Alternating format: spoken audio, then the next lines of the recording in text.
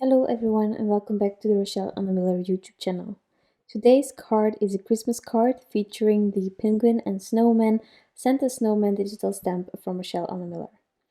I started by printing this out onto Transitite Perfect coloring paper, and next I took some time to fussy cut this image out.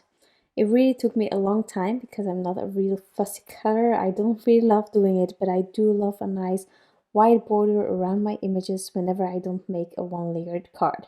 So I tried my best to fussy cut this image out before coloring. Now aside from this, I also die cut already a background panel. Therefore I used the Nesting Decal A2 size die from Hello Bluebird, the biggest one. But that's for after the coloring, and then we will create the background, which is really simple.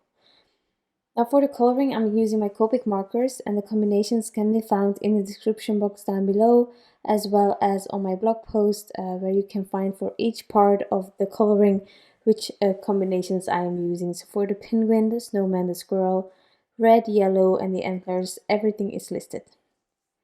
Now in case I don't really know how to color things, I prefer taking my hex chart here to see which markers might be, well, might be great to use. Now in case you don't have a hex chart or anything as a chart just until today, definitely check out the Rachelle Anne Miller website, because she has shared some free printables under which you have some well, prints to do your Copic combinations that you like, or any other marker combinations that you like doing. But there are also some charts just to indicate which markers you have. So check it out to see whether the markers that you're using are one of them, and then maybe that can help you in the future whenever you're coloring to decide which colors you want to use. Now, whenever I am coloring, as you probably know, I love reusing combinations, so I will try to do that as much as possible as well. So the antlers here have the same colors. I will use the same reds all over, and also the yellows. I think those colors return really simple.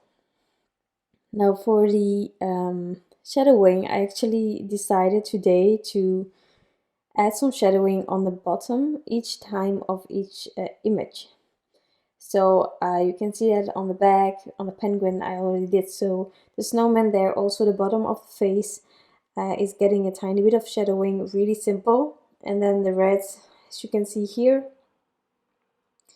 is also getting some shadowing on the bottom half of each part that I could color it in. So for today's reds, I went for really bright red combinations. You can go for a darker, more intense red, but from time to time it's really cute to use some really soft colors to keep the cuteness of the images alive and to not distract from that. So that it's what I tried doing today, and I really love how these soft colors turned out together.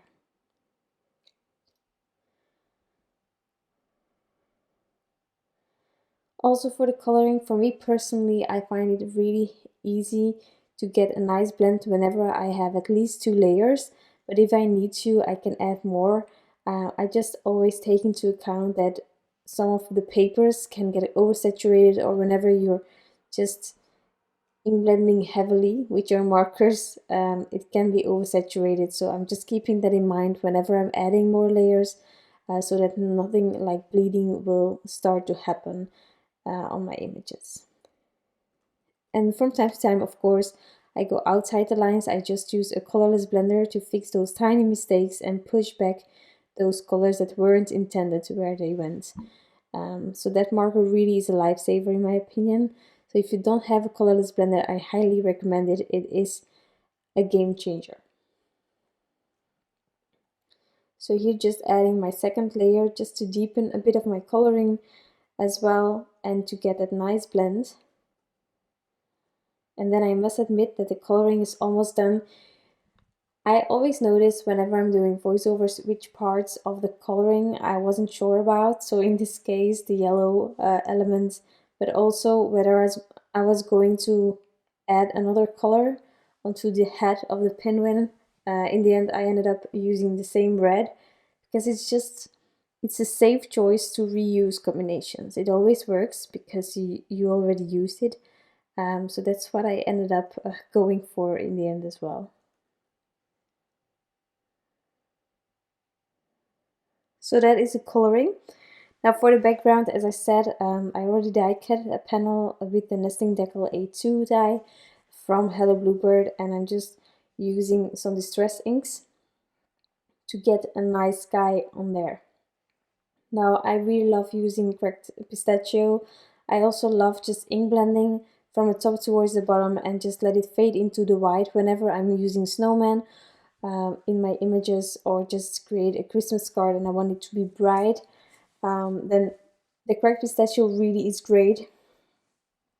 Also, just letting it fade out into the white area keeps it simple, in my opinion. But since we're creating Christmas or winter themed cards, it can represent snow, so therefore it's a safe but easy choice as well to make.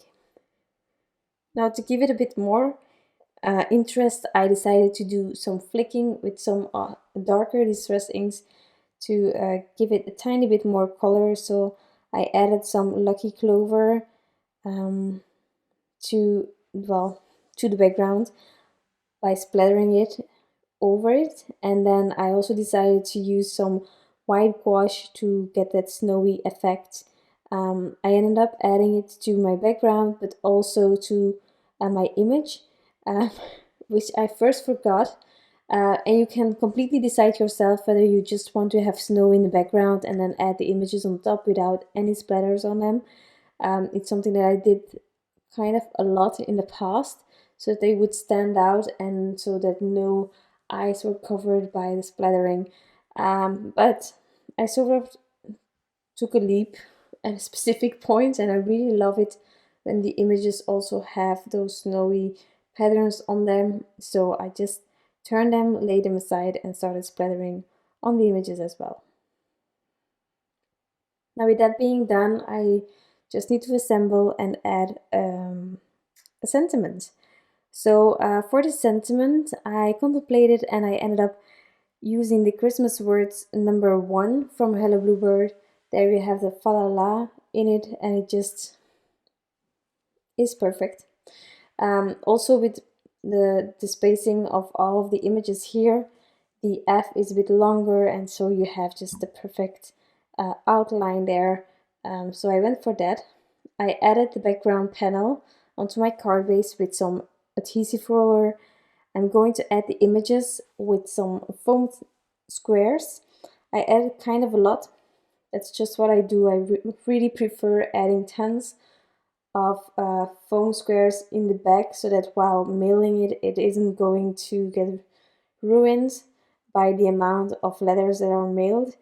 And then for the sentiment, I decided to die cut the fa la la out 3 times. And I'm just going to add one on top of the other with some liquid glue before adhering it to the background. So whenever you're just adding sentiments like these on top of each other, it's always easy to take them into your, in the middle of your fingers so that you can really shuffle them and just make sure that everything is aligned perfectly. And once that's done, you can add it to your card.